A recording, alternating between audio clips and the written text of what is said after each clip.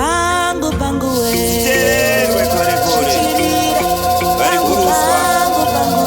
Ajerera shoma Shinji ndetse nyumkombwe pangu pangu we ngoma neo Terwe soko mkanya pangu pangu pangu Ajerera shoma ngoma neo shichirira shichirira shichirira ngoma neo shichirira shichirira Igona yenjelele ngoma neo shichirira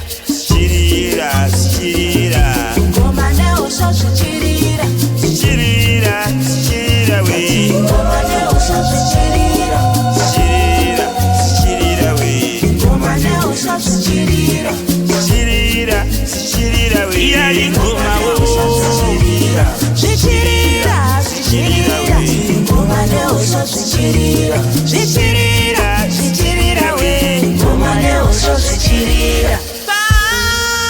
yali ngoma Yali ngoma wo neo shichirira Shinji ndetse nyuma kombwe ngoma neo shichirira Bari kuruwe Ikolale kelera talawe Talawe kuko ngoma neo Kiyali shichirira ngoma Kiyali ngoma Wapwanaka Kiyali ngoma Mvura Shebe Ikolale kelere subila Kuti mhondoro dzaiidzirwa ngoma neusho ndopavainge vakupanda matai vachipa vana upenyu dzidziso kwavari kubva nekwavari kuenda. Kana musingazive kwamuri kuenda hamukwanisi kuziva kwamuri kubva. Nokuti ngoma neusho ndo dzaiita kuti vana vane upenyu nekuti mvura yainaya nekusheswa nengoma neusho. Ngoma neusho dzichirira Mushore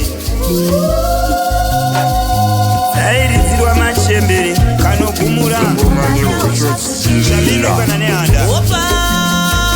ngoma neusho dzichirira shichirira shichirira ngoma neo shichirira shichirira shichirira we ngoma neo shichirira Anyamita kureva kuti mhondoro dzainge dzapiwa masimba Svika kuna murekari kuti dziudze vana kunyika hadzaikwanisa kuuya nekuimbirwa chete pasina ngoma neusho. Saka padare pamambo paitogara paine ngoma neusho. Ngoma dzairidzirwa mumakomo madziva, angava munhu atorwa netsungunu kumadziva airidzirwa ngoma neusho dzichirira padare pamambo. ngoma neo shichirira Zikaziwe kumalo ikolale njele